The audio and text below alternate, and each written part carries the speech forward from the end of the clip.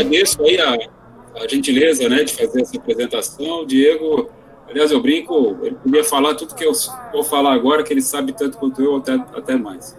Uma simpatia, tivemos alguns trabalhos juntos, foi muito legal. Bom, eu sou engenheiro sanitarista, como ele falou, me formei em 87, talvez boa parte de vocês nem tinha nascido ainda, nem tinha engenharia ambiental naquela época. Então, eu já estou há mais de 30 anos nessa área e trabalhei em algumas multinacionais, algumas empresas do nosso setor. Hoje, eu tomo conta desses dois portais, o tratamento-de-água.com.br e o saneamento básico. Entrem lá, tem bastante informação, bastante coisa para vocês pegarem. Mas vamos ao assunto. Vamos falar um pouquinho sobre o saneamento básico, que eu acho que é um setor importante, que vocês vão poder vir a trabalhar. O som tá bom, né, Diego? Tá tudo certo? Tá tudo ok. Certinho, Pacheco, tá perfeito o som. E esse setor está crescendo muito, a gente está tendo algumas novidades aí do novo marco regulatório, está tendo muita obra, muita coisa interessante, que vale a pena vocês ficarem atentos. Então vamos começar a falar um pouco de água, né? Vamos começar por água potável. Então o pessoal fala, o que é água potável? Água boa, água ruim, né? Água potável não é uma coisa subjetiva, pessoal.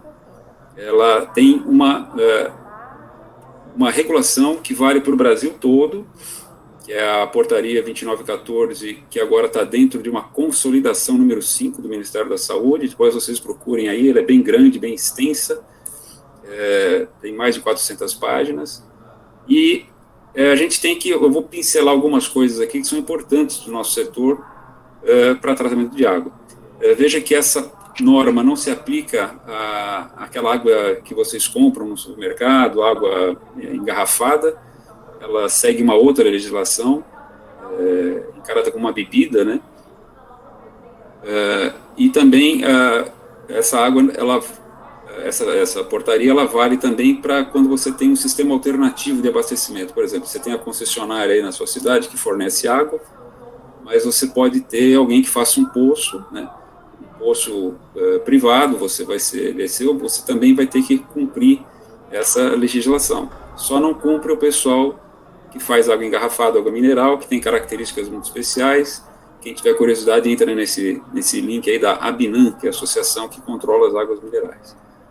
Mas vamos falar das águas que as concessionárias têm que cumprir, né, a qualidade que as concessionárias precisam cumprir, e aí vocês vão entendendo a complexidade da coisa. Bom, antes de mais nada, tem a parte microbiológica da água, né? Então, a água que a gente fornece no abastecimento público, a água do padrão potável, ela não é uma água estéril, né?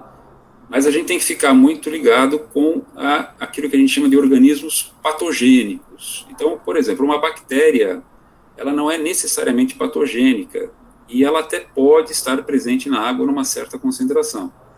As bactérias patogênicas, né, que a gente chama de coliformes fecais, como são a Escherichia coli, a gente tem que evitar que elas estejam lá, porque elas causam uma doença diretamente. Quando a gente faz, é importante a gente definir isso, porque há situações onde eu preciso ter uma água esterilizada e há situações onde ela tem que ser uma água no padrão potável que a gente tem que ser desinfetada.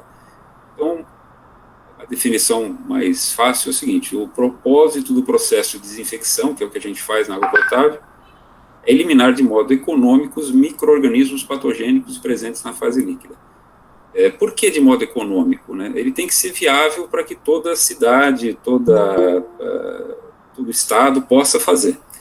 É diferente quando eu preciso de uma água esterilizada, onde todas as formas de vida microscópicas estão ausentes, né? Então, quando a gente usa, por exemplo, na produção de fármacos, né? A gente vai falar um pouco disso agora, mais para frente.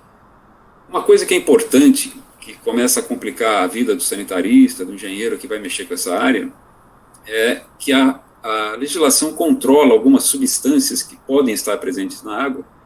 Entre elas aqui, a gente vai falar um pouco das inorgânicas. Então, são elementos como bário, cádmio, chumbo, cianeto, cromo. E isso tudo a gente tem um valor máximo permitido na presença da água. De tal forma que quando eu pego uma água bruta que tem o excesso desses elementos, eu tenho que saber tirar. Aí que entra o que a gente chama de tratamento de água, né? A gente precisa saber lidar com isso.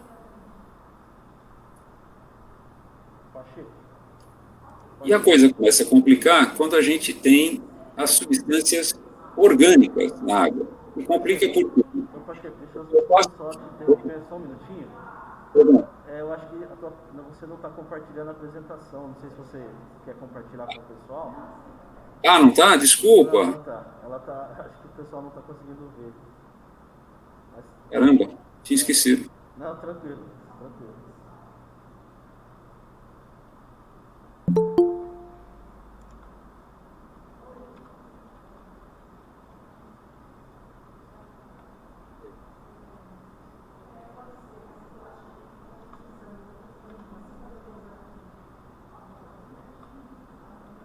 Tá indo agora? Agora sim. Então vamos voltar um pouquinho.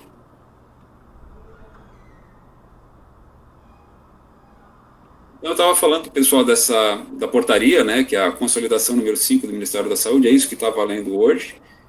Ela não mudou muito em relação ao que era da portaria anterior, do 2914. E eu falei um pouquinho de onde ela se aplica, que ela não se aplica para as águas minerais engarrafadas, né, tem uma outra legislação sobre isso. Aqui, eu estava falando da parte microbiológica, né, que a gente tem que estar muito preocupado com os patogênicos, mas não necessariamente com todas as bactérias, ou seja, a gente não precisa, na água potável, ter uma esterilização completa, é o que a gente chama aqui. A esterilização é a remoção de toda a forma microscópica, isso a gente não faz na água potável, não é esse o objetivo. E aqui eu estava mostrando os anexos, né, dessa portaria. Esse é um deles, que fala das substâncias inorgânicas, elementos que a gente tem que fazer uma remoção na casa da miligrama por litro. Então, eu tenho valores, por exemplo, de fluoreto, que eu tenho no máximo 1,5 miligrama por litro. Aí, quando a gente entra nas substâncias orgânicas, né, que são moléculas bem complexas, a gente precisa ter cuidado que os valores permitidos são micrograma por litro. Então, é aquilo que eu costumo falar, se você vai fazer um tratamento de água e na sua água aparece, por exemplo, o dicloretano, uma concentração muito elevada, a pergunta é como é que eu tiro isso da água? Né? Esse é um problema. Então, nós temos uma norma no Brasil, uma lei, né, bastante rigorosa, de nível internacional, e não é fácil cumprir, porque a gente tem mananciais cada vez mais comprometidos. Uma coisa que tem preocupado cada vez mais a gente é a presença dos agrotóxicos. E como é que aparece o agrotóxico na água, né? O pessoal tem usado, o Brasil é provavelmente o país que mais usa agroquímicos, né? O pessoal de agrotóxico não quer que fala tóxico, quer que chama agroquímico, né? É o país que usa mais agroquímicos e agrotóxicos, né, do mundo. E por lixiviação, essas substâncias todas acabam chegando nos mananciais, né? Em mais ou menos concentração em períodos do ano. Então, por exemplo, pode ser que numa época do ano, que o pessoal usou mais um produto ou menos, ele apareça mais, e o fato é que também aqui eu tenho que tirar na faixa de micrograma por litro.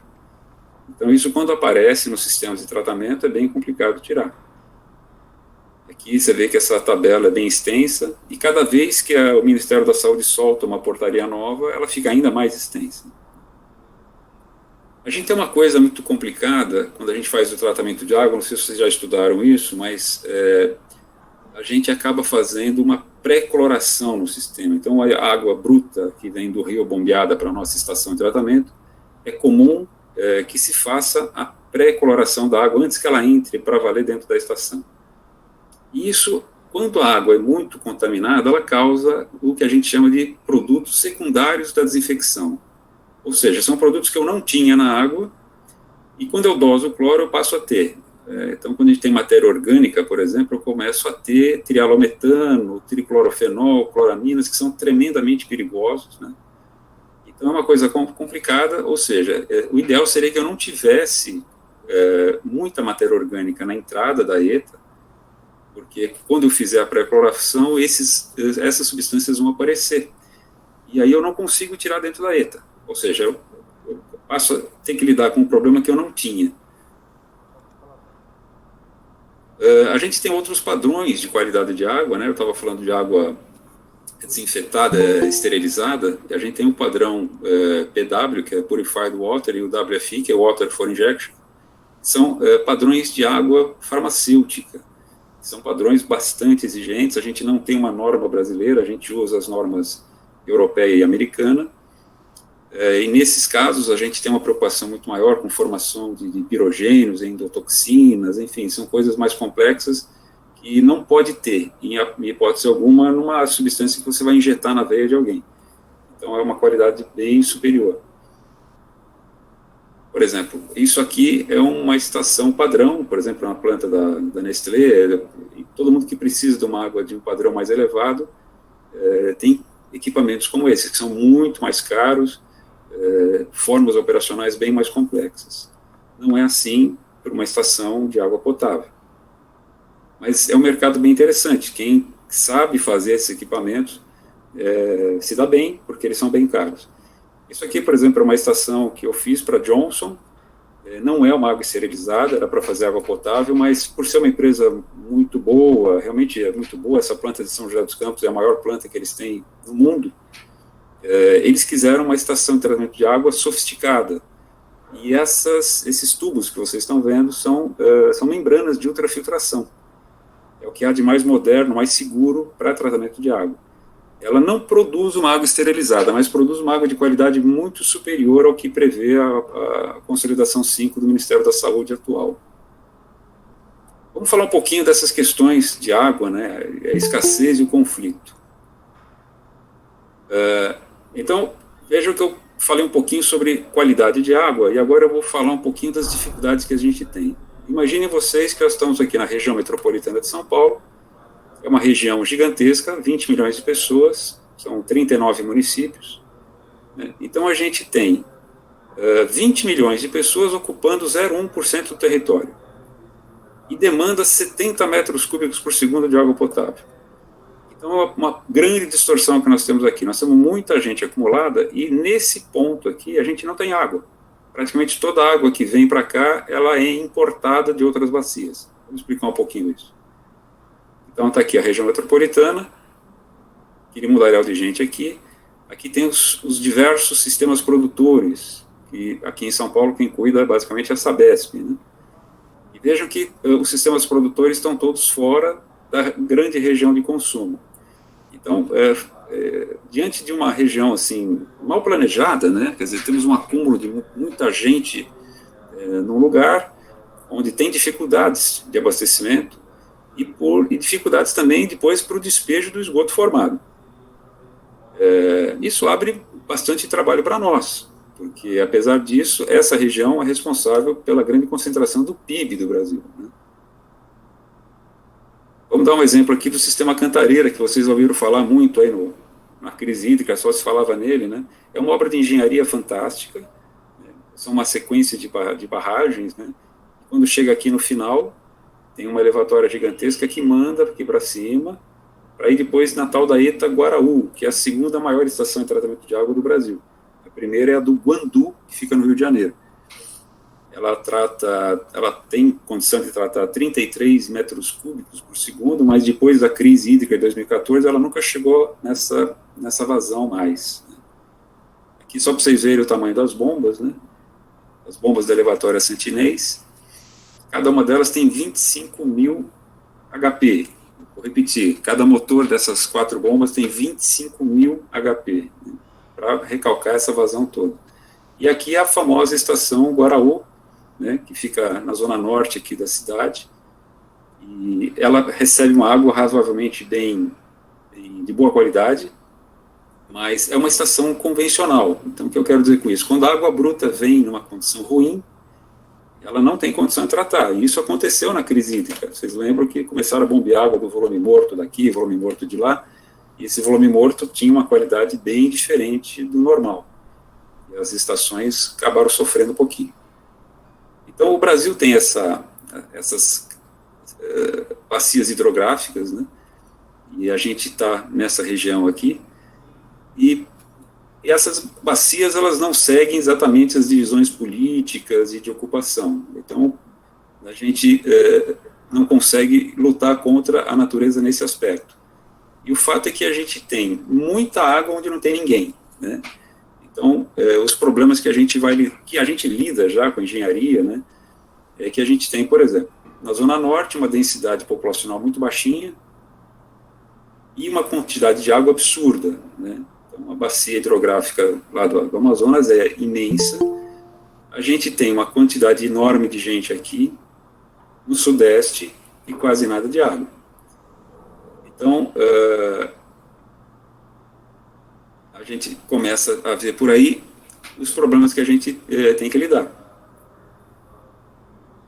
A nossa distribuição de riqueza também é igualmente desigual, né? A gente tem uma grande concentração de riqueza do PIB em São Paulo, na região Sudeste, né? 65% do PIB está concentrado em apenas 5 estados.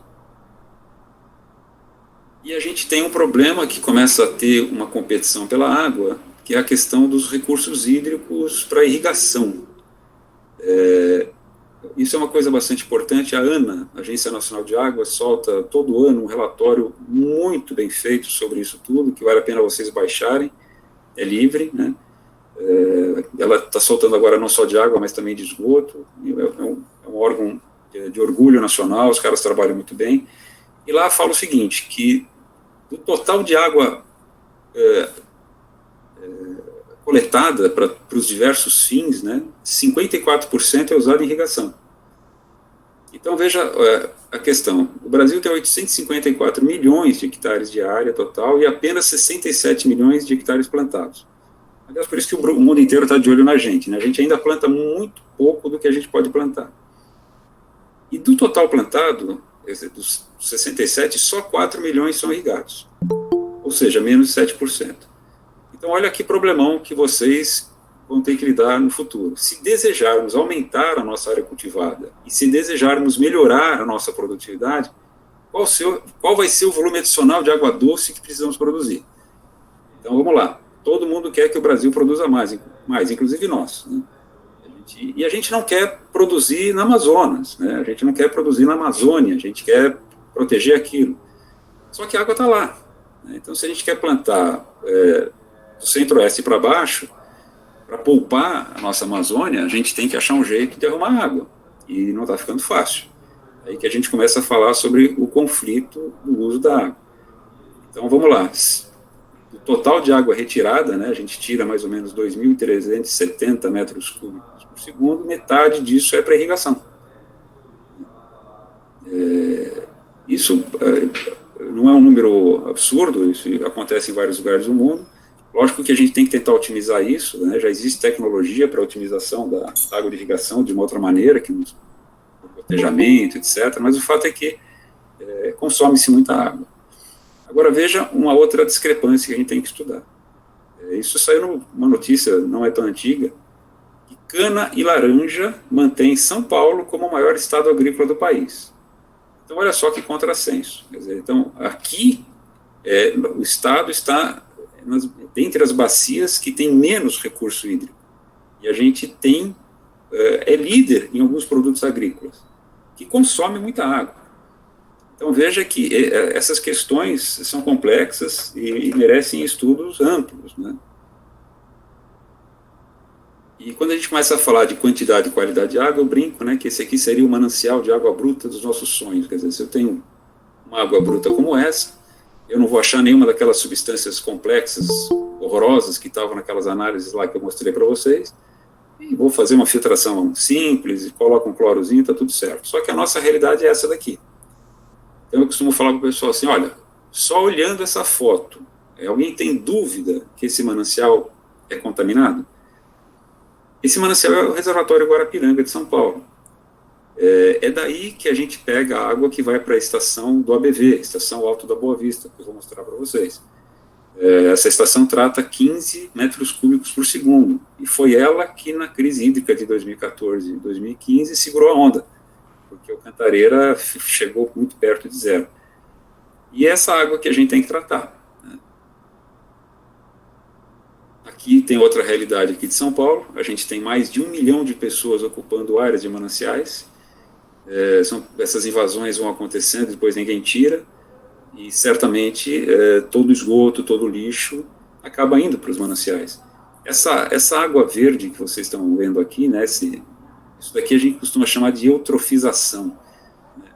Vai tanta matéria orgânica, vai tanto nutriente, né, nitrogênio, fósforo, que em contato com a luz faz proliferar algas e outras plantas, né? Então, você tem uma eutrofização, você tem um aumento da vida, infelizmente, inconveniente, já que a gente tem um manancial produtor de água, ou seja, não poderíamos ter toda essa ocupação nessa área, né? Ou parar de usar água, só que a gente tem sempre essa dificuldade. Então, essa aqui é a realidade da região metropolitana. Então, o que acontece? Qual é a nossa realidade? Se eu não consigo... Isso aqui, olha, essa aqui é a estação do Alto da Boa Vista, a estação da Sabesp. Ela já está tratando, aqui está com 12, ela já está tratando 15 hoje. E qual que é o problema? Ela é uma estação convencional. Vocês talvez aí no curso vão estudar o que é uma estação de tratamento de água. Então, você tem a pré-ecloração, você tem câmaras de floculação, você tem os decantadores e os filtros. Pronto, isso é a estação de tratamento de água. Lógico, bem dimensionada, ela trabalha, mas ela não está pronta para receber compostos complexos. Não está. Então, quando a gente tem um manancial como esses que eu estou mostrando, muito contaminados, eu não consigo tratar nessa estação. Começam a aparecer problemas, por exemplo, que a gente tem se deparado com eles, que são, por exemplo, disruptores endócrinos, né? E são aquelas contaminações emergentes, que a gente chama. São substâncias complexas que vão chegando na estação e que nos causam problemas, às vezes não só de imediato, mas no futuro, né? Você vai acumulando esses problemas e vai tendo doenças graves, né? Um exemplo aqui que eu vou dar para vocês, essa estação da Sabesp, que chama Baixo Cutia, ela tinha problemas, ela foi desativada, e ela tratava 1 metro cúbico por segundo, ela era importante na matriz de abastecimento de São Paulo. E a água bruta que chegava nela era tão ruim que não teve jeito. Ou eles faziam uma estação totalmente diferente, que é muito caro, ou desativavam. E eles desativaram quando entrou o sistema São Lourenço. Então, nós temos essa seguinte situação: se os mananciais estão ruins, temos que buscar água cada vez mais longe. Foi o que aconteceu. Então, eles fizeram o novo sistema São Lourenço, que é uma participação privada, investimento de mais de 2 bilhões de reais.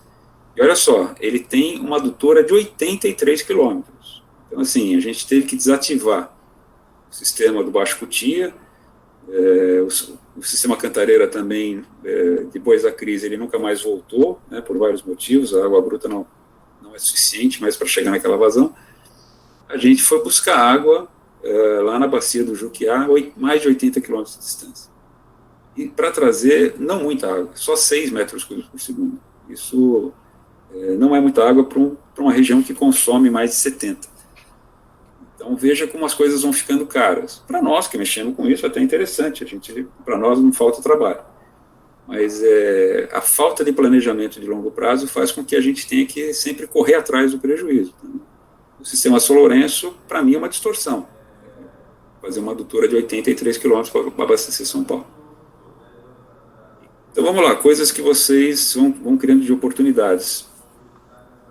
Nós temos que lidar com a seguinte situação: aumento do consumo de água potável industrial e irrigação. Então, por quê? A gente quer irrigar mais, a gente quer ter mais indústria, e a população, apesar de não estar crescendo muito, ela ainda vai crescer. Diminuição das fontes de água bruta de boa qualidade.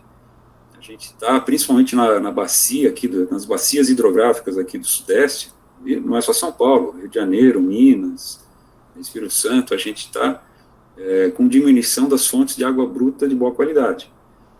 A gente tem um aumento da geração de efluentes cada vez mais complexos. A gente tem um aumento das exigências de qualidade. Então a gente começa a ter que falar de reuso de efluente como necessidade, a gente começa a ter que falar de novas tecnologias como necessidade e as soluções integradas. O que é a solução integrada? Eu tenho que pensar que quando trato água, eu gero lodo, esse lodo tem que ir para algum lugar. Quando eu vou fazer um sistema de tratamento de esgoto, eu também gero lodo, tem que ir para algum lugar. Eu tenho que começar a aprender a gerar energia a partir desse lodo. Eu tenho que fazer uma distribuição lógica disso tudo, né? São essas questões que a gente começa a ter que lidar. Só para dar uma refrescada na memória, a gente, quando fala em tratamentos, a gente tem os processos biológicos, os processos químicos e os físico-químicos, né? E o biológico a gente usa para tratamento de esgoto, tratamento de efluente, né? anaeróbico quando você não tem a presença de oxigênio, os organismos são anaeróbicos, o aeróbico quando tem a presença, o processo químico, quando a gente usa exclusivamente produtos químicos para fazer as reações de oxidação, redução, tem a oxidação avançada, que a gente chama POA, o processo físico-químico, quando você tem também as questões de filtração, osmose, você tem separações físicas, além de reações químicas, né? E eu fazendo essa introdução porque vocês vão ter que, em breve, estudar essa questão. Guardem bem isso daqui, são os processos oxidativos avançados.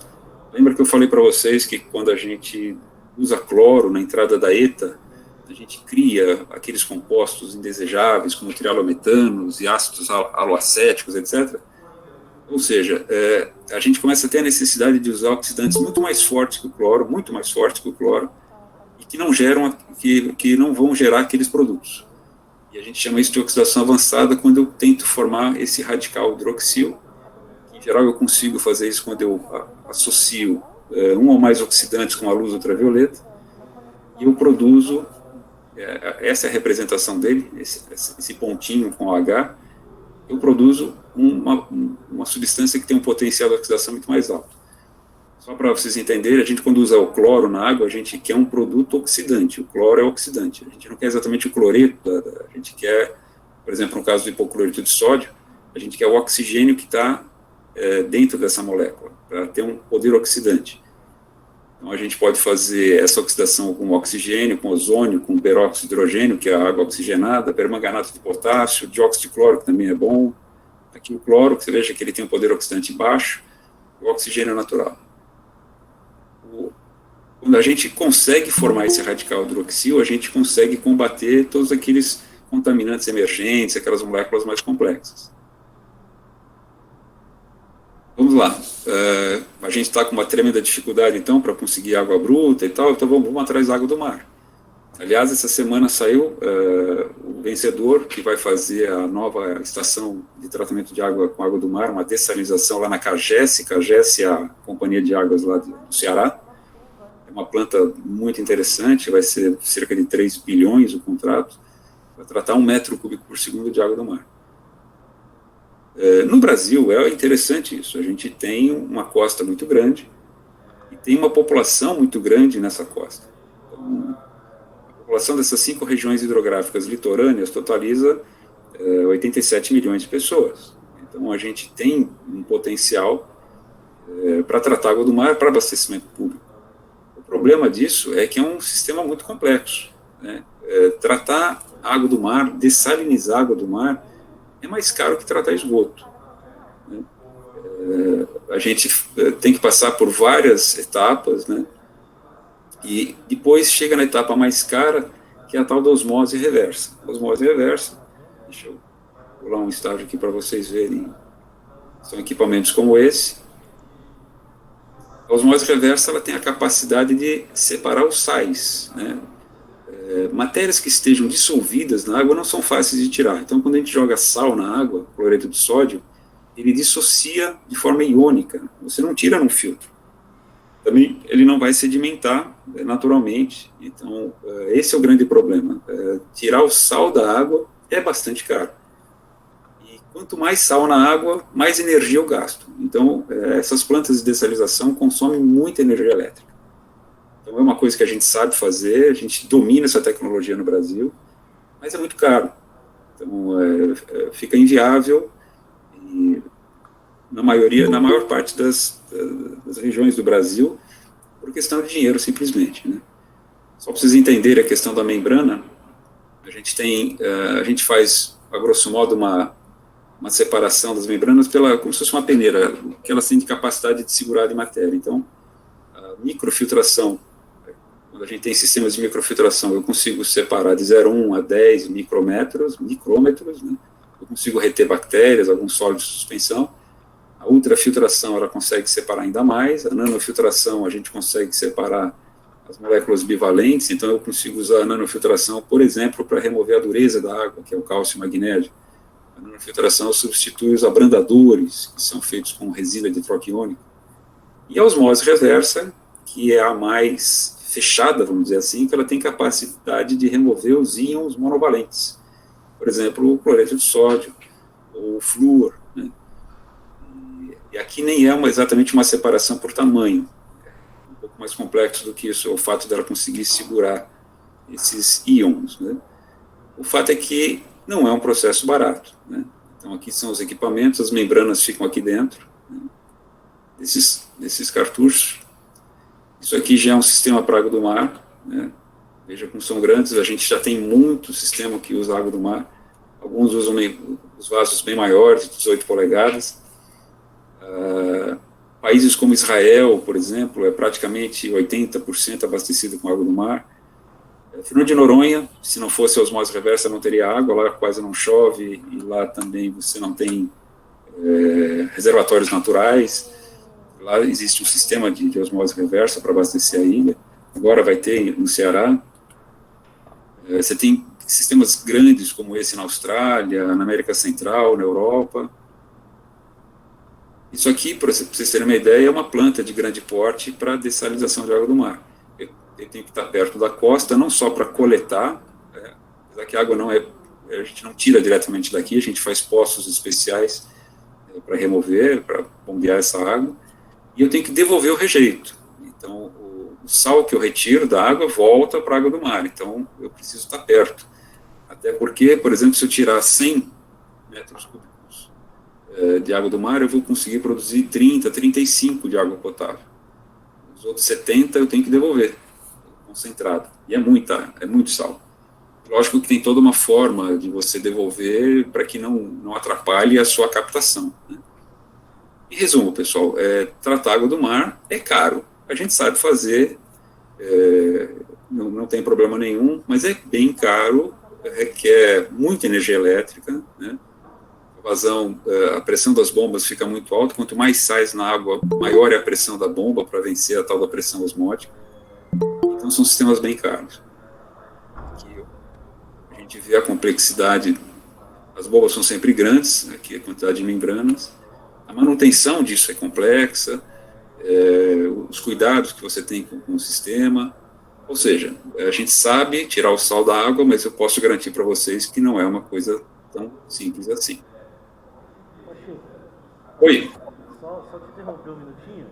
Pois não. Tem uma pergunta aqui interessante, né? O pessoal perguntou por que esse sal aí que é descartado, né, o rejeito, ele não pode ser utilizado para outros fins aí, né? Para consumo humano, né? Pois é, o sal é uma coisa assim que ele não vale nada. Esse que é o problema, né? O sal não tem preço comercial. Então, mesmo que eu faça uma separação dele, ele ainda vai sair, quando a gente chama de rejeito, ele ainda vai estar na fase líquida, ele não vai estar concentrado suficientemente para que eu possa ensacar e vender como sal de cozinha ou coisa parecida. Então, eu tentar aproveitar esse sal é mais inviável ainda, né? Ele não tem um valor comercial, né? Esse é o problema. Infelizmente não tem. Essa é a questão. Bom, se os mananciais estão ruins, a gente tem que reabilitar as ETAs existentes. Então, aí vamos discutir as situações. Então, eu posso tratar água do mar? Não, a água do mar é muito caro. Mas o manancial está ruim, a minha ETA não dá conta, né, de tratar aquela água terrível, né? Então, eu preciso reabilitar a minha estação. Alternativa, as membranas de ultrafiltração. A membrana de ultrafiltração é bastante interessante. Eu mostrei para vocês uma peneira, né? Ela consegue reter todas as bactérias e organismos inconvenientes que aparecem na água, como Giardia, Cryptosporidium, né? Então, por exemplo, aqui a gente tem um organismo e aqui o poro da membrana de UF. Então, a gente sabe que fisicamente todas as bactérias e organismos como esse não conseguem passar pelas membranas de ultrafiltração. Eles são maiores do que o poro. Então, a gente consegue fazer uma barreira física bastante interessante. Essas membranas são muito bem feitas para que a gente tenha uma abertura nominal bem interessante dessa ordem de grandeza. E aqui está, né?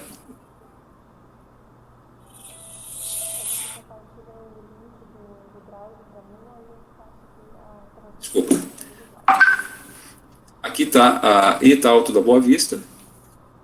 Só um minutinho, por favor, pessoal.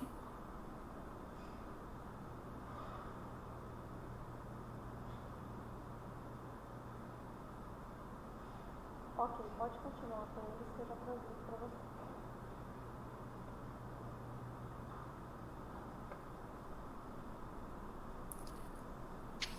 Desculpa, era uma ligação. Essa aqui é a ETA Alto da Boa Vista, da Sabesp, que eu mostrei para vocês, um pouco lá atrás, que trata a água do Guarapiranga. Então, a Sabesp, diante dos problemas que ela vem tendo com a qualidade da água, eles colocaram o que é hoje a maior estação de ultrafiltração da América Latina. São membranas, isso aqui é o que foi colocado lá.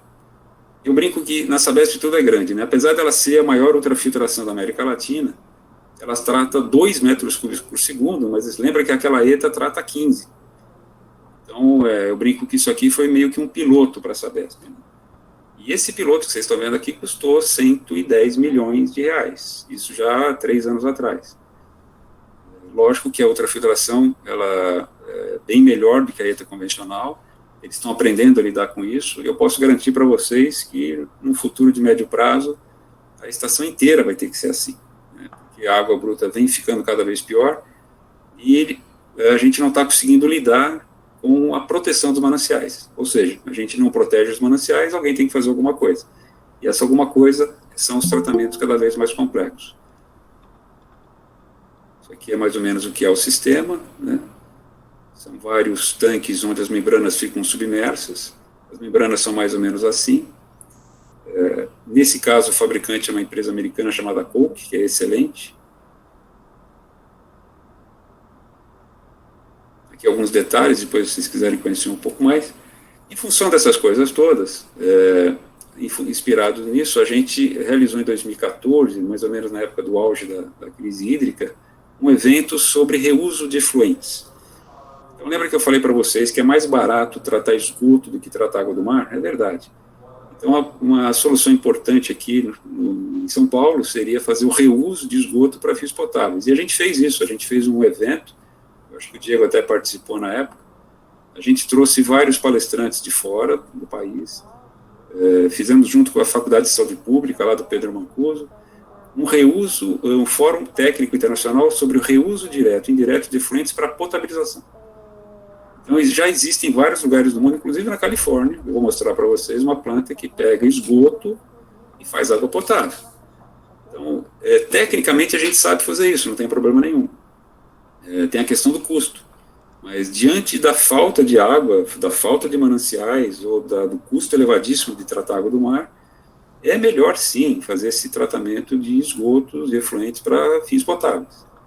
Vou dar um exemplo para vocês aqui do sistema da Califórnia, é um sistema que já não é novo, e eles fazem o que eles chamam de reuso indireto, vamos dizer assim. A Califórnia tem uma faixa daquela região que realmente não tem água, é um desertão. A vantagem é que a Califórnia é um desertão, mas eles são muito ricos, então eles conseguiram fazer um sistema tremendamente sofisticado. E o que eles fazem com aquilo? Eles têm exploração de água subterrânea lá, e quando você faz a exploração de água subterrânea e você está perto da costa, você começa a ter o efeito da intrusão salina. Então, começa a penetrar a água do mar inconvenientemente nos seus poços produtores. Então, o que eles fizeram? Aqui está o oceano, aqui estão os poços, né, de produção. Esse aqui é o poço onde eles captam água. Então, o que eles fazem? Eles fazem poços de injeção antes desses poços.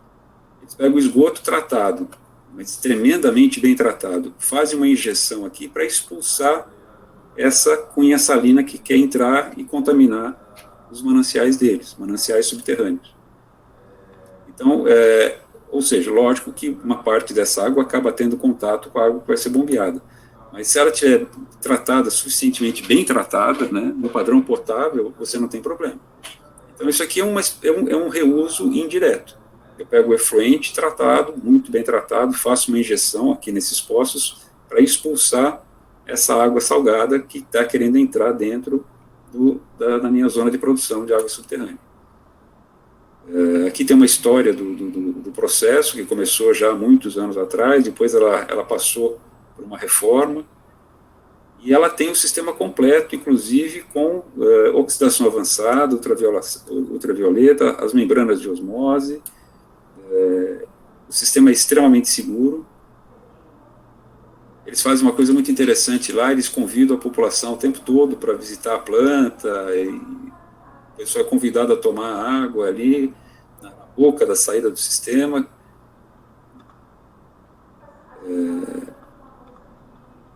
Isso é uma solução bem interessante. Eu vou mostrar um pouquinho mais adiante que nós já temos algo parecido aqui em São Paulo.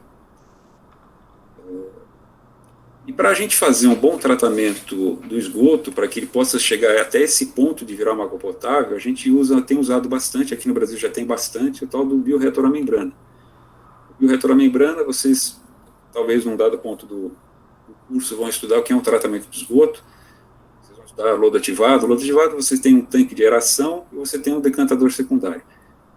Depois vocês vão ver isso, provavelmente num estudo aí de saneamento. Quando eu trabalho com bioreator à membrana, eu não tenho decantador, eu tenho exatamente um tanque de membranas. Então eu consigo uma qualidade na saída, que a gente chama de permeado, excelente, excelente. Ela está pronta já nesse ponto já é suficiente para fazer um reuso.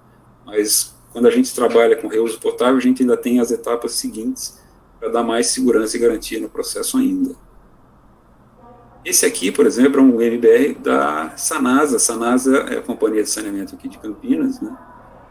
E é uma companhia excelente.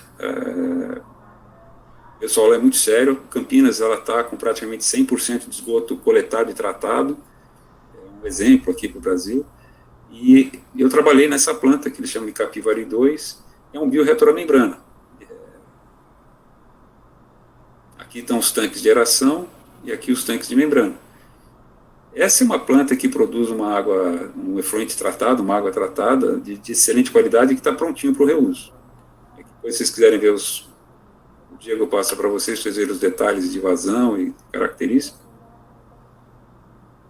Aqui onde estão as membranas, elas trabalham submersas. A membrana é bem parecida com aquela membrana do sistema do Alto da Boa Vista, mas o fornecedor aqui foi outro, foi a antiga GE Water, que hoje pertence ao grupo Suez. O sistema é bastante sofisticado, bastante seguro, já está em operação acho que há 6 ou 7 anos e o pessoal está muito contente. Essas membranas têm uma durabilidade muito grande e o pessoal, para todo mundo que vai visitar lá, eles mostram, esse aqui é o esgoto bruto, o rio Capivari, água de reuso e água potável. Então, a água de reuso, por que chama água de reuso? Porque a água tratada nessa estação de esgoto, ela fica numa situação melhor que o próprio rio onde eles jogam. A gente brinca que jogar a água tratada na ET Capivari 2 no rio é estragar essa água. Né? Então ela tá muito próximo da água potável, ela só não está porque não existe uma legislação no Brasil que permita fazer reuso para uso potável. Ainda não existe. A gente sabe fazer, tem condição de fazer uma água até melhor que a potável, mas ainda não pode. Então quando a gente faz reuso, não pode ser para esse fim. Mas a gente consegue, isso aqui ele faz na hora. Se a pessoa for visitar a estação, ele tira na hora e mostra isso. Eu digo eles, os operadores, né, da estação. Isso é um detalhe das membranas, como são essas membranas. Nesse caso é a membrana da GE, que foi utilizada lá. Esse aqui é o que a gente chama dos cassetes, né, de membranas. Elas ficam submersas no tanque. E a gente tem outros tipos de membrana, por exemplo, a Pentair, ela faz uma membrana um pouco diferente de ultrafiltração, que dá para fazer bioreator à membrana também com essa membrana, ela tem uma configuração diferente, mas o efeito final é o mesmo. Né? A gente tem outros fabricantes como a Kubota, a Huber, cada um deles faz as membranas de um jeito, uma faz membrana de placa, outra membrana de disco. São tecnologias diferentes, mas que o fim é o mesmo, e o resultado final também é o mesmo. Né? Tem variações de preço, aplicabilidade. A Sanasa gostou tanto desse sistema que está transformando outras estações em bioreator à membrana, como a ET Samambaia. Esse processo já está até adiantado, que é um resultado de como eles gostaram do sistema e realmente funciona bem. Isso aqui é uma outra estação que é um bioreator à membrana, que é a estação da Sabesp em Campos do Jordão. Então, o Campos do Jordão, o pessoal chama de Suíça brasileira, né? Até pouco tempo atrás não tratava nada de esgoto, nada. Apesar de ser uma cidade de poder aquisitivo alto, o pessoal que vai lá, todo esgoto era jogado no rio in natura. E eles fizeram uma estação de tratamento de esgoto bem bonitinha. Aliás, eu costumo dizer que fazer uma coisa feia e bonita custa igual, né? Fizeram acompanhando a arquitetura típica da região. E aqui tem um biorretor a membranas também. Mesmo esquema, eles conseguem uma água de excelentíssima qualidade e está pronta para fazer reuso, inclusive. A gente tem um outro projeto que eu quero mostrar para vocês, que é o maior sistema de reuso em operação, maior e melhor sistema de reuso em operação no Brasil, que é o sistema Aquapolo. Mas antes de falar dele, eu quero falar o seguinte, aqui na região metropolitana a gente tem 5 grandes estações de esgoto operadas pela Sabesp. A Estação Barueri, o ABC, Parque Novo Mundo, São Miguel e Suzano. Elas estão dispostas aqui e todas elas recebem esgoto da região metropolitana e jogam na calha do rio Tietê, que depois entra para dentro do estado. Pois bem, aliás, ET Barueri, essa daqui, já está tratando mais do que isso, é a maior estação do Brasil. O que eles fizeram? Eles pegaram essa ET ABC aqui, que está na confluência de São Paulo com São Caetano, e fizeram o seguinte, fizeram o tal do projeto Aquapolo. Eles pegaram o seguinte, bom, já que a gente tem uma estação de esgoto, e tem o polo petroquímico de Capoava, que é mais ou menos perto, a 18 quilômetros, eles pegaram essa água, fizeram um tratamento complementar dela, e começaram a vender para dentro do Aquapolo. Então essa aqui é a equação da brincadeira, é uma PPP, na verdade não começou com essa empresa, começou com a antiga Odebrecht Ambiental, e depois vendeu suas participações para a BRK, e a BRK vendeu para essa empresa. Essa empresa, ela é uma das empresas que estão fazendo o saneamento privado no Brasil. Já tem várias empresas privadas que estão trabalhando com saneamento. Então isso aqui é uma PPP, onde a Sabesp é minoritária. Isso foi interessante porque, dessa maneira, as compras são muito mais rápidas, né? Você teve... É um contrato de longa duração, de mais de 40 anos. E o cliente é a Braskem, está aqui que é a Braskem, mas é o Polo Petroquímico de Capoava. Então, o que acontece? A gente tem aqui a estação do ABC, que é uma estação da Sabesp, e aqui o Polo Petroquímico de Capoava. Como essa estação da Sabesp já é um tratamento secundário, a estação que foi colocada lá é um TMBR, é um MBR terciário. Então, eles fizeram, apenas um detalhe, é mais um tratamento biológico com membranas depois do tratamento existente. Então, essa aqui é a planta que foi colocada a mais, que permite uma qualidade excelente para mandar para o Polo Petroquímico de Capoava. Quase 1.000 litros por hora, é uma quantidade, perdão, quase 1.000 metros cúbicos por hora, e já está em operação há bastante tempo, e é um exemplo de como pode funcionar bem isso. Quer dizer, antes disso, o Polo Petroquímico de Capoava acabava consumindo água potável, né? Ou seja, você tinha aquele problema do conflito pela água. Hoje ele está consumindo água de reuso, e é uma água de reuso de excelente qualidade, porque essa estação é uma estação sofisticada. Se um dia vocês quiserem juntar uma turma para ir ver lá, o pessoal sempre mostra, é uma coisa que vale a pena conhecer. Bom, eu dei uma corridinha, mas se alguém tiver uma dúvida aí, alguma coisa, a gente pode estender um pouco mais em algum ponto.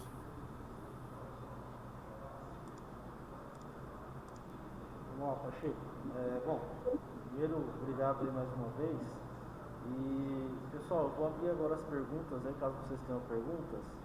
Vou pedir para vocês fazerem, né? Se vocês quiserem fazer através do chat, mas preferencialmente vocês podem fazer, abram o microfone de vocês e façam as perguntas aí que vocês desejem em relação ao que foi exposto aí pelo Pacheco, tá?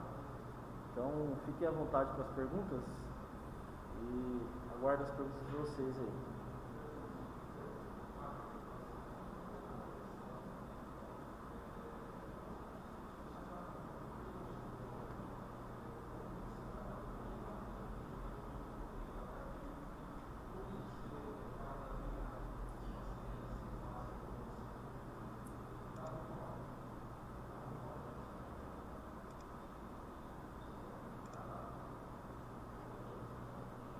Pacheco, Oi.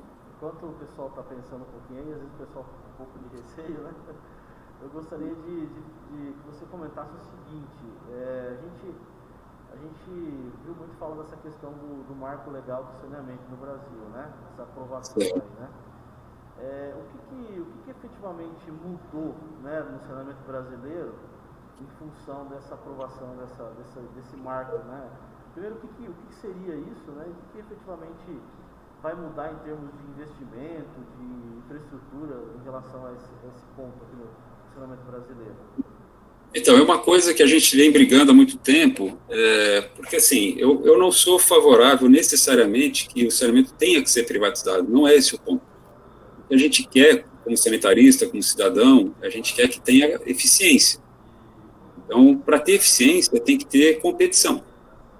Então, por exemplo, há pouco tempo teve uma licitação para Alagoas, na semana passada, e a Sabesp entrou na licitação. A Sabesp de São Paulo entrou na licitação para competir com o saneamento básico da região metropolitana de Alagoas. E não foi a Sabesp que ganhou, a melhor proposta foi da BRK, que é uma empresa, o Brookfield, capital canadense, mas que já está no Brasil, foi a empresa que comprou a Odebrecht Ambiental, por exemplo.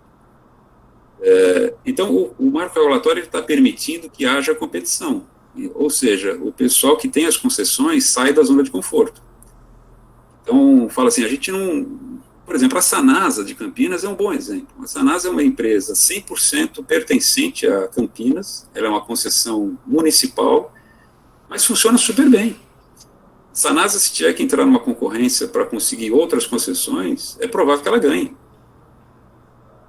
Então, o que o marco está permitindo, que é o que todo mundo quer, é que você saia da zona de conforto e as concessionárias tenham que participar de uma concorrência. E nessa hora, começa a mexer com os brios do pessoal. Então, você pode ter uma concessionária municipal e fala, pô, mas peraí, eu sou bom também. Pô, então mostra. Então, você não vai ter mais a sua concessão para o resto da vida, não. Marília, por exemplo, onde vocês estão, ali perto, eu acho que é uma concessão municipal, né? Ou é da Sabesp, Marília? Acho que é municipal, né? Municipal. Quer dizer, ela vai ter que, num dado momento, a concessão dela vai acabar, ela vai ter que participar de uma concorrência. Não vai ser automática a renovação da concessão, entendeu? E isso é bom. Ela vai ter que mostrar resultado. Eu vou te dar outro exemplo, Diego. A Corsan, que é lá do Rio Grande do Sul, ela abriu a parte do esgoto de uma boa parte do estado, e quem ganhou com uma tarifa mais baixa, que foi uma empresa chamada Aegea, ela ganhou com uma tarifa mais baixa do que a Corsan praticava. Então, eu falei assim, pô, mas quando privatizar alguma coisa vai subir o preço. Não, eles ganharam a concorrência com a tarifa mais baixa que a da Corsan. Então, o que está sendo legal no marco regulatório é que está permitindo essa competição, está dando mais segurança, e o investimento vem. O investimento vem. Não necessariamente vai acontecer um aumento de tarifa.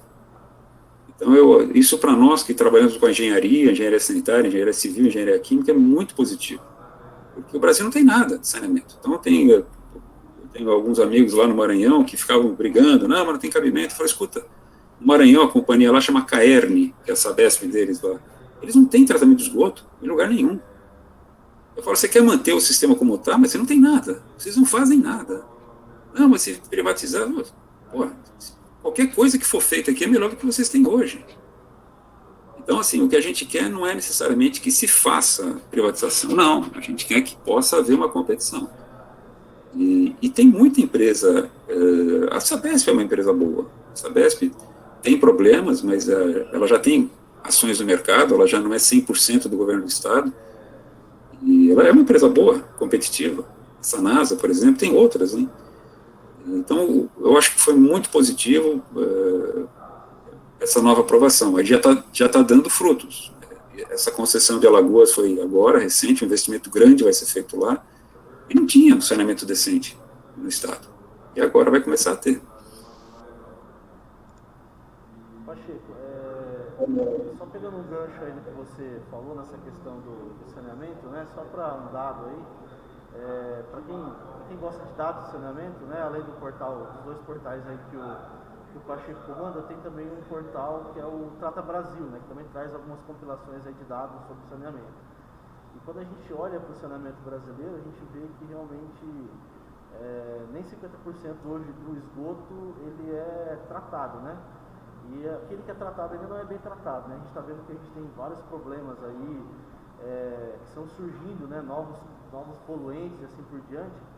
E a gente vê que a maioria das companhias de saneamento, né, com algumas exceções, como você falou, Sabesp, Sanepar, que são companhias que realmente têm né, uma qualidade melhor, a própria Copasa em Minas, né, mas mesmo assim são companhias que sofreram um processo também de sucateamento muito grande, né, ao longo do tempo, principalmente Rio de Janeiro, por exemplo, né, a companhia de saneamento do Rio. E quando a gente pega a quantidade de companhias que tem hoje, né, a estrutura que elas têm frente ao desafio que a gente tem na área de saneamento, a gente sabe que essas companhias não vão dar conta desse déficit que a gente tem, né?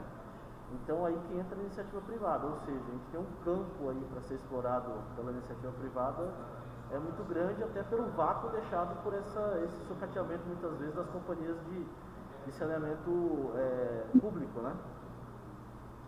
É verdade, é verdade. A gente acompanha isso, que uma coisa muito ruim que acontece nas companhias de saneamento, quando elas são completamente do Estado, é a ingerência política, né?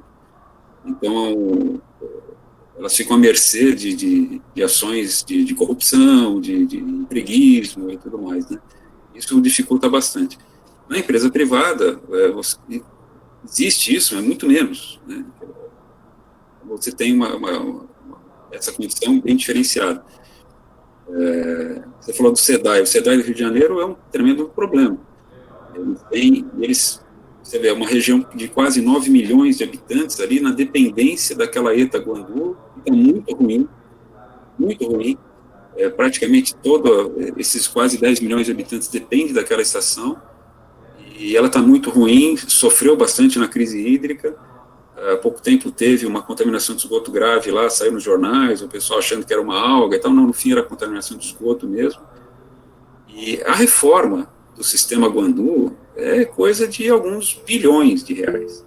E o governo não tem. Aliás, o governador está prestes a ser preso, né, mais um governador preso e tal. Então eu não vejo, por exemplo, uma situação... E o Rio de Janeiro, é um estado maravilhoso, né?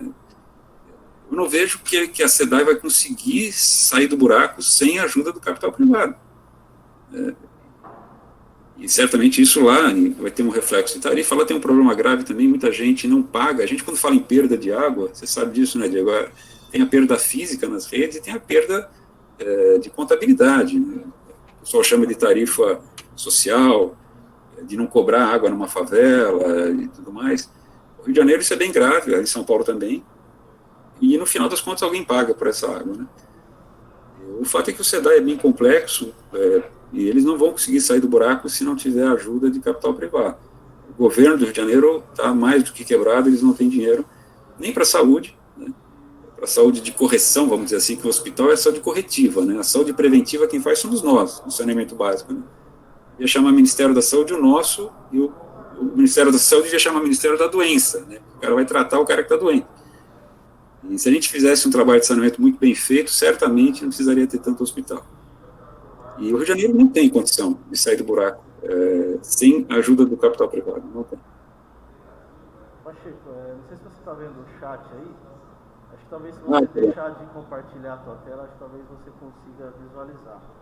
Então, no Nordeste teve essa semana de Alagoas, a região metropolitana de Alagoas, a BRK ganhou a concessão e vai fazer um trabalho extenso lá de tratamento de esgoto, de água. Tivemos a notícia da dessalinização da CAGES, que a CAGES não foi privatizada inteira, ela fez uma PPP, uma participação público-privada pontual, como essa do Aquapolo que eu mostrei para vocês. A Sabesp ela não é inteira privada, mas ela tem várias PPPs. O projeto São Lourenço, que eu mostrei para vocês, é uma PPP, é uma participação público-privada. E o Aquapolo também. Então, o Nordeste vai ter bastante, sim, participações público-privadas, e eu até prefiro esse modelo. Eu acho que a gente chama de concessão plena, quando você vende a concessão completa, também não é o ideal. Agora, tem um detalhe importante. As concessões de saneamento no Brasil pertencem às cidades. Então, quem tem a concessão, quem tem o direito à concessão de saneamento é o município. O município pode ceder esse direito para uma empresa privada, por exemplo, Sanasa, ela criou a sua autarquia municipal. Mas tem cidades como São Paulo concedeu isso para a Sabesp, que é uma companhia do Estado de São Paulo. E o município pode fazer o mesmo para uma empresa privada, como é a BRK, a EGEA, tem o Grupo Águas do Brasil, a GS Inima. Então, você está aumentando a oferta de empresas que podem lidar com o saneamento. Mas, no fundo, o medo que algumas pessoas têm, ele não existe, porque a concessão, perante a nossa Constituição, etc., ela vai ser sempre da cidade. Ela cede por um tempo. Eu vou ceder essa concessão para uma empresa que vai vir fazer o saneamento aqui. Então, é um processo bem interessante e seguro para todos nós, né?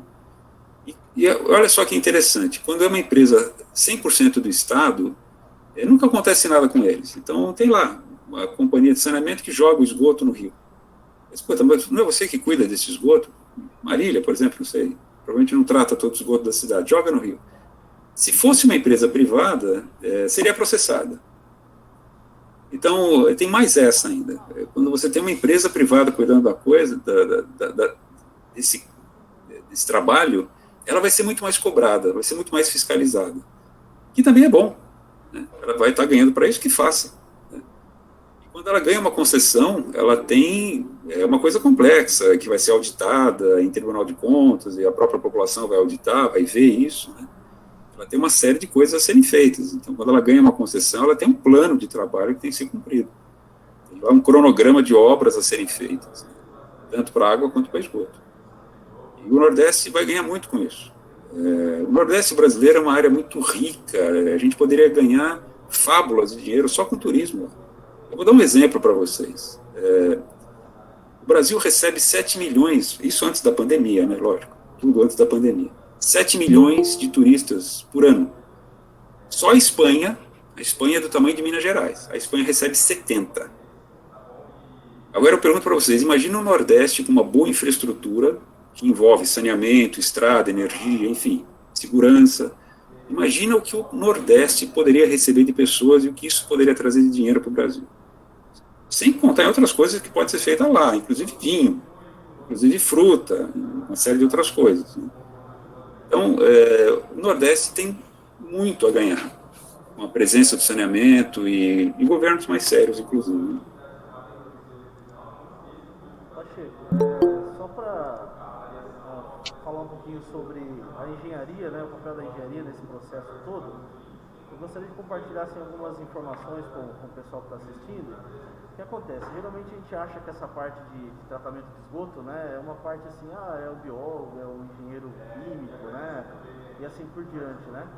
E realmente quando você tem essa visão do curso de engenharia, né, até porque geralmente a gente tem uma questão muito limitada no curso de engenharia de estudar o saneamento, isso é um pouco da engenharia civil brasileira, né? Mas a gente geralmente, engenharia civil estuda mais prédios e assim por diante, né? Mas quando a gente vai para o mercado de trabalho, a gente percebe, né? Eu quando eu fui para o mercado de trabalho na área de saneamento, eu sou engenheiro civil, né? A gente percebe que grande parte dessa máquina do saneamento mesmo, né? Seja da parte de obra, até mesmo a parte de definir processo de tratamento, ela é feita pelo engenheiro civil, lógico, tem um congregado aí de outras profissões, aí, engenheiro sanitarista, como é o teu caso, ou até mesmo engenheiro químico, mas o grosso, vamos dizer assim, das obras de saneamento, seja ela uma obra para tratamento de esgoto, seja ela uma obra para tratamento de água, né, e aí a gente falou que tratamento de esgoto e água, mas a gente tem que lembrar que ainda tem a questão do lixo, né, que a gente está ainda se debatendo. Então, assim, é uma área que realmente envolve muita mão de obra de engenharia civil, né? E o que é mais interessante é que, por conta de não ter esses investimentos na área de saneamento, né, nos últimos anos aí no Brasil, criou-se um vácuo também de mão de obra especializada na área de saneamento, né? Então, a gente tinha os grandes engenheiros sanitaristas, né, que eu, inclusive, até estudei com algum deles, Pedro Além, né, aqueles caras lá, né, o Miersva, né, do CIRA, ou até o nosso saudoso lá, que o CIRA também que faleceu algum tempo atrás. O Ivanildo.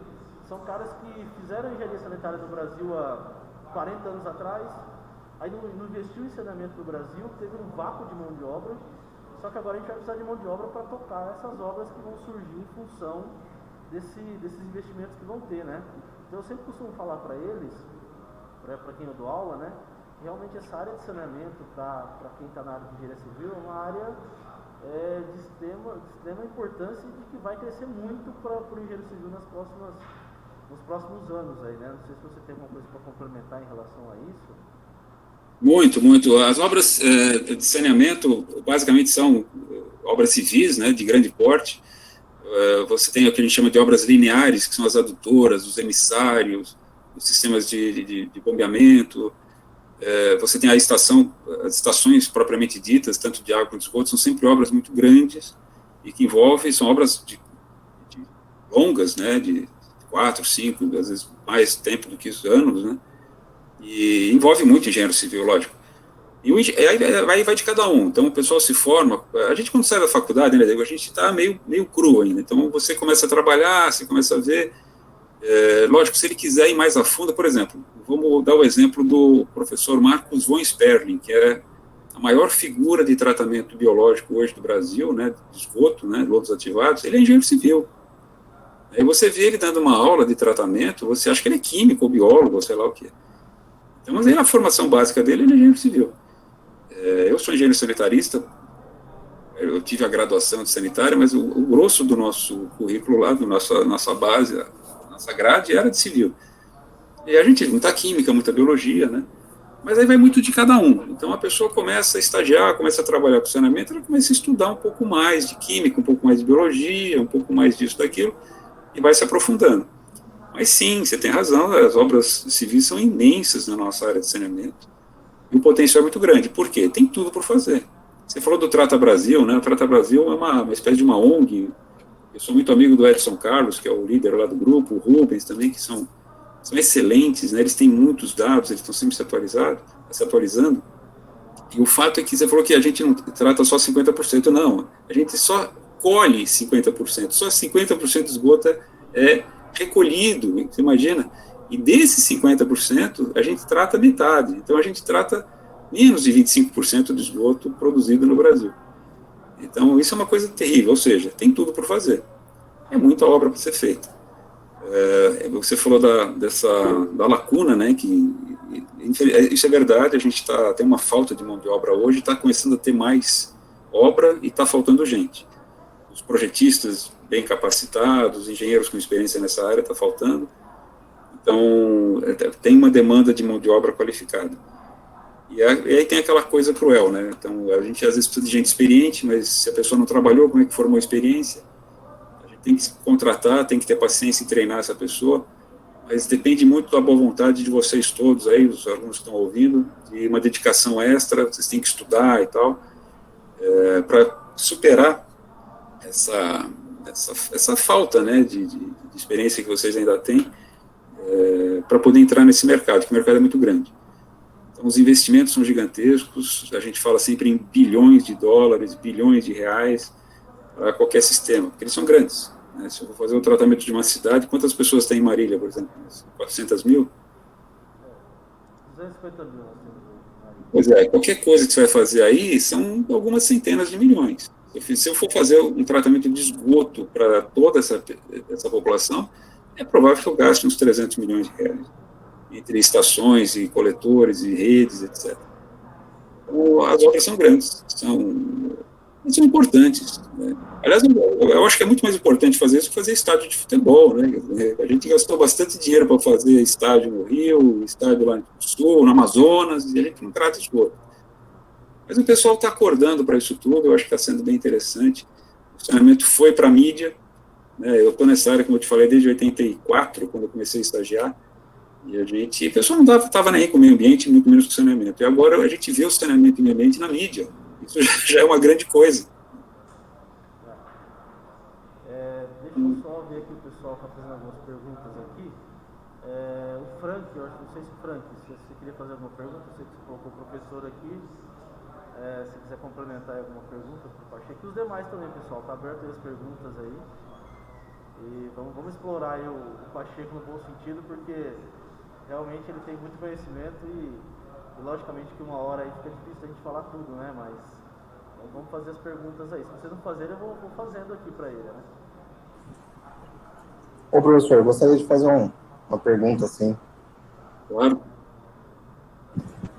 Tudo bem? Boa noite, professor Diego, professor Eduardo, tudo bem? Eu me chamo Frank. Muito importante a sua explanação, professor Eduardo. Né, gostei muito, parabéns aí pela dicção. Obrigado. O senhor estava falando, né, nessa participação, parceria público-privada, né? Eu até, em algumas aulas do professor Diego, eu até comentei que eu trabalhei em algumas obras em São Paulo, principalmente obras de metrô, onde tinha essa parceria público-privada, né? E pelo menos em obra de metrô, essa parceria, assim, ela até um certo ponto ela é legal, mas principalmente quando envolve anos de eleições, né, as obras elas tendem a parar e ficam um bom tempo parado, porque aí troca governante, prefeito, enfim. Mas voltando no assunto do saneamento, a gente tem aqui, pelo menos em Marília, né, eu ouço muita gente falar que quando entrou a parte de concessão, principalmente de rodovias, né, melhorou bastante, né, algumas concessionárias não administravam bem, enfim, e outras concessionárias entraram, administraram melhor, e o senhor acha que nessa parte de saneamento, tendo concessões, empresas, sei lá, a Sabesp da vida, quer participar de concessões, sei lá, o DAEM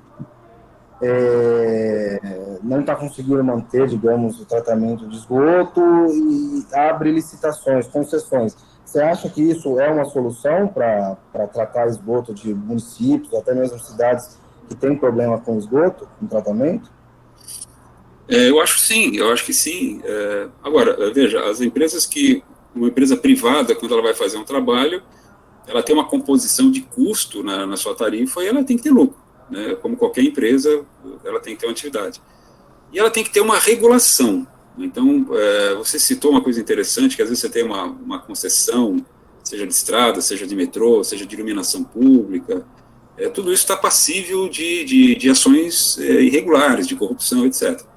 Então, há que se ter um controle, né? Isso aí não tem a dúvida. No saneamento não é diferente.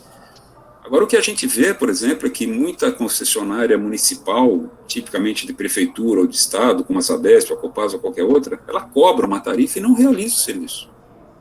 Então, aqui em São Paulo, não vou longe, São Paulo, a Sabesp tem uma tarifa que eu pago, o pessoal paga água, está lá água e esgoto, e a gente não trata todo o esgoto aqui em São Paulo. Uma boa parte do esgoto produzido na cidade de São Paulo vai para o Rio Tietê in natura. Então, espera um pouquinho, você está me cobrando e não está fazendo. Então, e eu te falo, é bem mais provável que uma empresa privada vai ser muito mais cobrada, a partir do momento que ela está cobrando uma tarifa, de mostrar que ela está realizando um trabalho. São coisas que começam a acontecer, a gente começa a ver isso na vida prática. Então, mas lógico, você tem que ter, eu acho que a gente teria que ter órgãos de regulação, como a Agência Nacional da Água, a ANEEL para a elétrica. Aliás, o saneamento é um pouco mais zoneado do que isso, viu? A gente tem agências municipais, estaduais, é meio complicado, eu sou meio crítico da forma com que as regulações do saneamento são feitas. Ela é muito complexa, e quando é muito complexa, você tem possibilidades de desvios, né? Mas é importante, eu acho que é importante o capital privado, e é importante a regulação e a fiscalização das pessoas, né? Mas a chance de dar melhor, a gente já tem muita concessão privada no Brasil, muita, e você pode fazer uma pesquisa, até pelo Trata Brasil, a maioria delas funciona muito bem e a população está muito satisfeita, ao contrário das concessões municipais. Então, mas a gente tem bons exemplos de municípios como a da Sanasa de Campinas, por exemplo, que funciona super bem, e tem outras, né, que funcionam bem.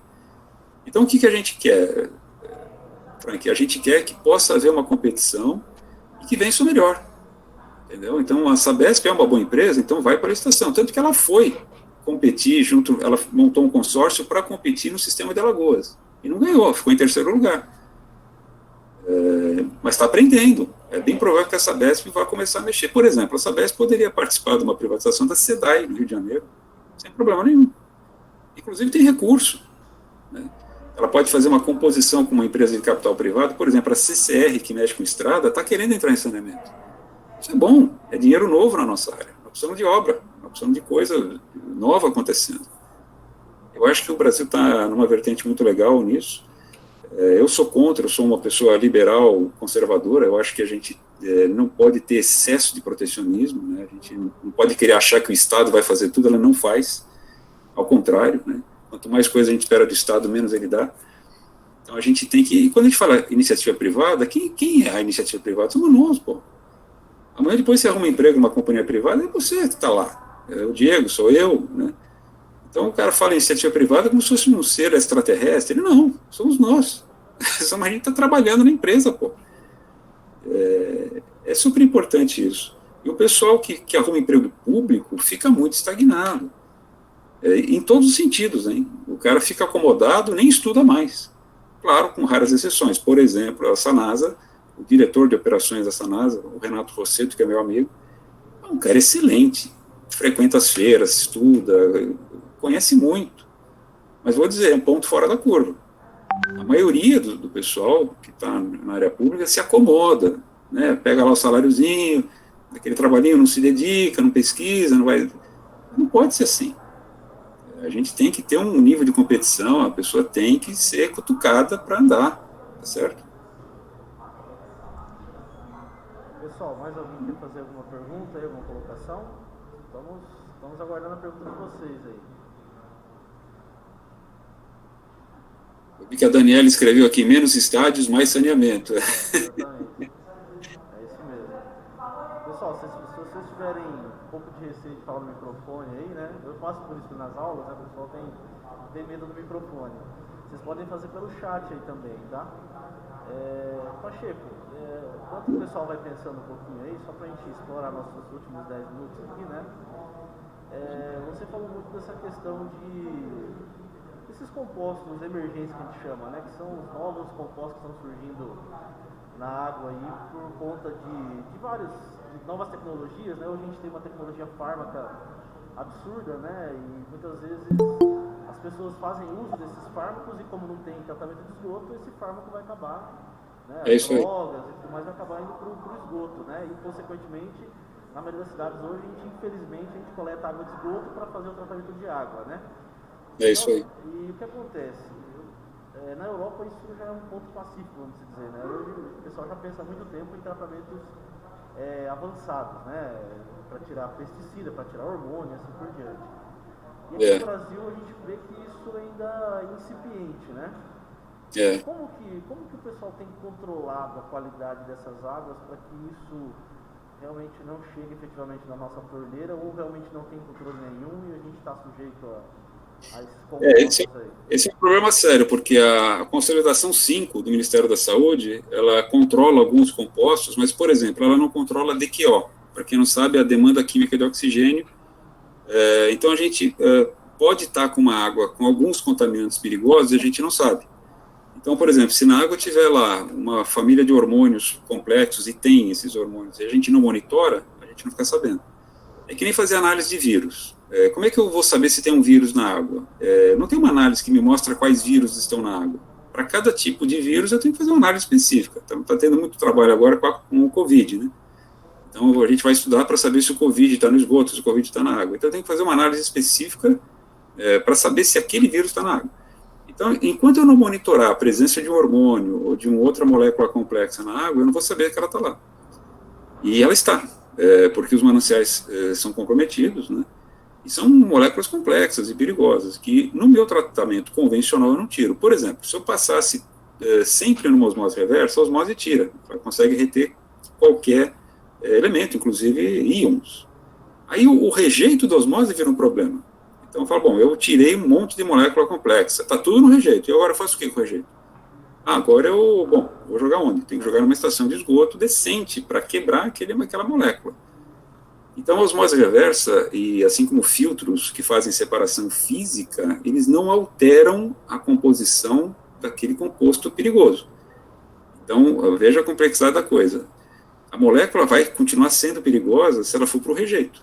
Se for para o esgoto, eventualmente eu também não trato uma estação de esgoto, eu não consigo lidar com aquilo, ela vai acabar voltando para o rio outra vez. Então, o tratamento fica complexo, daí a importância da oxidação avançada, porque é na oxidação avançada, no POA, que eu faço a quebra da molécula perigosa. Então, era um composto, o pessoal pega os livros de química orgânica aí, vai ficar assustado, são moléculas como aquela, que eu tenho que quebrar em compostos mais simples. Então, não basta eu remover, é que nem limpar a sala e jogar embaixo do tapete. Eu tiro da água e jogo aonde? Então, na hora que eu faço um tratamento de água, eu gero um resíduo. E esse resíduo vai para onde? O que eu vou falar para vocês agora, o Diego sabe bem, a maioria das estações de tratamento de água do Brasil, mais de 90% delas, trata a água, gera um resíduo, depois que você lava o filtro e faz a limpeza do decantador, e ele volta para o rio. Eles jogam o rejeito no rio. Mas peraí, não, é assim que eles fazem, é assim que é feito, não é o certo. Lógico que o pessoal agora está fazendo o certo, que é tratar a água, vai gerar um resíduo, que é um lodo, a gente chama de lodo, ele é úmido ainda, ele tem que ser desidratado e disposto no aterro adequado.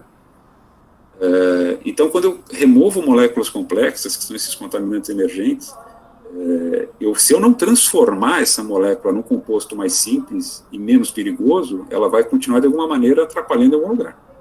Eu vou te dar um dado interessante que a gente fez uma vez um curso com o professor da Unicamp, o José Roberto Guimarães, excelente, um curso sobre POA. E ele deu um dado que nunca mais me saiu da cabeça. Ele falou, pessoal, no mundo se produzem 3 mil moléculas novas todos os anos, em média. Então, todos os anos, seja para alimento, seja para fármaco, seja para tinta, o que for, se produz 3 mil moléculas novas por ano. Então, aí você começa a ver, pô, mas como é que a gente lida com tudo isso? De uma maneira ou de outra, você vai engolir esse treco, vai para o campo, vai para o rio, vai para o mar, é o que acontece. Então, a questão ambiental é muito mais complexa do que a gente imagina, porque ela envolve essas questões todas, e a gente acaba sendo vítima das nossas próprias criações. E a gente, no saneamento, cada vez mais importante, cada vez se fala mais nisso, ele vai ficar cada vez mais complexo. Vai ser mais complexo tratar a água, vai ser mais complexo tratar o esgoto, e a gente tem que se atualizar para atender essa demanda. Essas questões de contaminantes emergentes, que na verdade é um termo que envolve um monte de coisa, de várias moléculas complexas, que não necessariamente nos causam um mal imediato. Por exemplo, se eu pegar uma bactéria patogênica, que vai me dar uma tremenda diarreia, é um mal imediato. Isso a gente até que lida bem, uma estação de tratamento de água com uma cloração, com um bom tratamento. Agora, se você começa a ingerir compostos que são disruptores endócrinos, significa o quê? Que ele vai acabar com o teu balanço hormonal ao longo do tempo. Então, você pode vir a ter cânceres diferentes, você pode ter infertilidade, você pode ter uma série de coisas, tanto homem quanto mulher. Não é uma coisa que você detecta de imediato. Isso está aumentando. A gente está tendo problemas cada vez mais complexos, a gente tem tipos de cânceres cada vez mais complexos, porque ao mesmo tempo que o homem vive mais, não sei se o pessoal sabe, vocês têm ideia de qual que era a expectativa de vida no Brasil e no mundo na década de 40? A expectativa de vida do brasileiro na década de 40 era de 47 anos. Hoje é de 75. E por que era de 47 anos? Bom, na década de 40 a gente não tinha antibiótico. Então, você morria de infecção urinária, por exemplo, né? Hoje a gente tem, então a gente vive mais porque a gente está evitando de morrer de tuberculose, pneumonia, né? Se você pegasse uma pneumonia na década de 40, você morreria, né? E morria. Hoje a gente consegue se livrar disso. Mas a gente está chegando numa idade avançada e começando a ter problemas graves oriundos de compostos que o corpo humano não está acostumado. Né? Você pega um rótulo da Coca-Cola, você vai entender o que eu estou dizendo, né? A quantidade de compostos que você encontra ali. E a gente tem que... É um trabalho complexo, que o nosso trabalho tem tudo a ver com a química, a biologia. O ser humano que dividiu as ciências, né? Mas é tudo uma coisa só, né? E é tudo muito correlato, né? As soluções são integradas para um dado problema. O nosso trabalho tem muito a ver com a medicina, tem muito a ver com a engenharia civil, com a química, com a física, etc. Chico, só para a gente encerrar, tem só uma pergunta aqui no chat, né? Eu acho que do Guilherme aí, se você puder dar uma olhadinha, só para a gente poder, vamos já no final do nosso horário aí. Da dessalinização. Então, a dessalinização, em alguns casos, você não tem escolha. Por exemplo, em Israel, ou eles fazem dessalinização, ou eles fazem dessalinização. Quer dizer, não tem jeito. Se não fizer, não tem água. E aí a dessalinização, uma vez decidido fazer, como é que você tira sal da água? Você pode usar membrana de osmose reversa, como eu mostrei aí. Você pode usar uma separação térmica, né? Por exemplo, você pode esquentar a água, que é o processo que a gente faz, às vezes, em laboratório, em pequenas vazões. Você pode fazer com resinas de troca iônica. Mas fica muito caro, quando você precisa de vazões muito grandes, né? Ou quando você tem muito sal na água, osmose reversa é a solução mais competitiva, mais barata. A resina de troca iônica a gente usa para baixas concentrações de sais. Então, você tem uma água que não tem muito sal, tem que pôr numa caldeira, a gente pode usar. Mas para grandes concentrações, como é o caso da água do mar, que tem 35, 40 gramas por litro de sal, isso é muita coisa, aí tem que ser membrana mesmo, não tem jeito. Pacheco, só tem uma... Agora vai surgindo as perguntas aí, acho que tem uma do Rafael aí também. Eu acho que é no mesmo assunto aí. Tá aqui. Ele diz que o sal da água do mar não tem valor comercial, não é descartado no mar. Porém, eu descartando esse sal no mar, não iria aumentar a quantidade de sal na água, consequentemente fazer o tratamento da água mais caro? Sim, é verdade. Isso tem que ser pensado quando eu jogo de volta o sal para o mar, no sistema de dessalinização. Ele tem uma adutora, ele tem uma canalização que vai até um ponto de corrente onde eu não volte com esse material, para que eu não tenha uma concentração naquele meu ponto de captação elevado. Isso é tudo estudado, inclusive as correntes marítimas, a forma de captação, e inclusive o ponto onde vai ficar a estação. A gente tem, por exemplo, em média, a quantidade de sais no mar é de 35 a 40 gramas por litro. Mas, às vezes, você tem um braço que pode concentrar até mais. Uma vez eu fiz um trabalho na região de Cubatão que tinha um lugar que tinha 55 gramas por litro. Isso é muito sal. Então, né, nesse ponto, eu não posso colocar a minha estação. Então, inclusive, o local onde ela vai ser colocada tem que ser muito bem estudado. Você faz poços rasos, mais ou menos de 15, 20 metros no máximo, para fazer a captação. O rejeito tem que ser lançado pelo menos a 100, 150 metros do ponto onde você captou, para não contaminar, para não trazer uma concentração maior no ponto de captação. Pessoal, a gente está no nosso limite de horário aí. Alguém tem mais alguma pergunta que queira fazer para o Pacheco? Um comentário, alguma coisa? Dou-lhe uma, dou-lhe duas, dou-lhe três. Tá certo então, pessoal. Então, bom, mais uma vez, Pacheco, vamos encerrar, né? A gente conseguiu encerrar no tempo aqui, né? Isso às vezes é complicado, mas pelo menos a gente conseguiu manter nossa programação aqui. Pacheco, mais uma vez eu queria, em nome da FAIP e também em nome do curso de engenharia, eu queria realmente agradecer a tua participação. Eu sei que pelo conhecimento, pela extensão e pela complexidade do tema, né, a gente poderia ficar falando aqui várias semanas, né, um curso só dessa área, né? Mas assim, o pouco que você realmente conseguiu nos passar foi muito produtivo e realmente muito obrigado mesmo pela tua participação aí. Espero que a gente possa ter outras oportunidades, né, para a gente poder falar sobre esse assunto que é tão relevante aí para a sociedade e para a engenharia de uma maneira geral, né? E fazer um fechamento. Passa a minha apresentação para o pessoal, pode distribuir para eles meu e-mail, deixa se alguém quiser fazer mandar alguma pergunta, pode mandar, fica à vontade. E em breve, deixa passar essa pandemia doida aí, eu quero conhecer a faculdade aí, eu vou fazer uma apresentação aí, a gente vai se ver, tomar um café, fazemos aí na faculdade. Bacana, com certeza, está previamente convidado, vamos só esperar passar esse período difícil aí, né? Mas realmente, o pessoal está querendo fazer visita também nas membranas aí, ó. Então, o projeto Aquapolo é muito bacana, vale a pena ver, e o pessoal é muito solícito, eles juntam um grupo de estudantes, eles vão mostrar, vocês vão poder ver a estação da Sabesp. É uma estação grande, né, a estação ABC, e fica para um lado e para o outro lado o projeto Aquapolo. É bem legal, vale a pena. Bacana, Pacheco. Bom, Junta uma turma aí, bota no ônibus aí, eu passo o contato para vocês com quem falar.